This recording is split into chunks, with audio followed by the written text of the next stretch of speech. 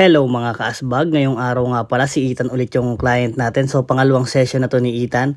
So ang problem naman niya ngayon is yung kanyang back at saka yung kanyang triceps. Kasi tumitigas daw or nahihirapan siya pag nagpo-pull up siya.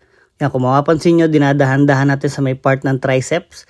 Kasi medyo nasasaktan siya at matigas yung muscle niya sa part na yon. Ayan, cupping naman tayo. 10 to 15 minutes after ng cupping natin. So blading naman natin yung right side niya. So lalagay ko muna to lahat.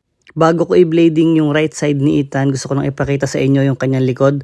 So, ang nangyari dyan is sobrang pull-ups na walang proper stretching kaya nag-stiff yung muscle niya. So, ayan, kung mapapansin nyo, start ko na siyang i-blading, traps to back, yung part na yan kasi medyo matigas, medyo nasasaktan siya ng konti, kaya dinadahan-dahan ko.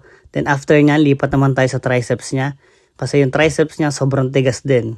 Yan, kung mapapansin nyo, pag dinidiinan ko, nasasaktan siya. Kaya lagi ko siyang tinatanong kung masakit ba or hindi. Start na nga pala natin i-cupping yung right side ni Ethan. So ganun ulit, 10 to 15 minutes bago natin tanggalin yung mga pang-cupping natin. So sige, lagay ko muna lahat to.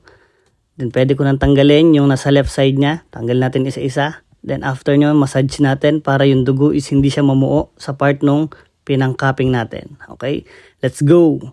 Yan, kung mapansin nyo, minasahin natin siya. Then, tanggalin na rin natin tong right side. Tapos na rin yung 10 minutes. So, yan. Then, after nyan, traps naman tayo, tsaka chest. Start na natin yung left traps niya. Then, flex na rin tayo ng ating piyaw. Kaya, kung mapapansin nyo, tinatanong ko siya time to time kung nasasaktan ba siya or hindi. Kailangan natin ma-make sure na hindi talaga nasasaktan yung client natin kasi nga bata pa siya. Tamang flex muna tayo ng piyaw natin habang nagbe-blade. Okay? Nailing naman siya so hindi naman siya nasasaktan. Then, cupping na rin natin siya. Kung mapapansin nyo nga pala, pulang-pula yung chest ni Ethan. So, lagay ko lang muna ulit yung pang-cup ko. 10 to 15 minutes ulit. Then, tanggalin na natin. After nun, lipat naman ulit tayo sa right side niya. Okay, dito naman ulit tayo sa right side ng traps niya. Kita nyo naman, time to time, tinatanong natin yung client natin kung nasasaktan ba siya or hindi. Kasi siyempre, bata yan, so kukonsider natin yun. O mukhang hindi naman, nakakangiti pa siya eh. After ng blading natin, diretso cupping na nga pala tayo. So yan, tapusin ko lang tong part na to. Then ayan, nalagay na natin yung pang-cupping.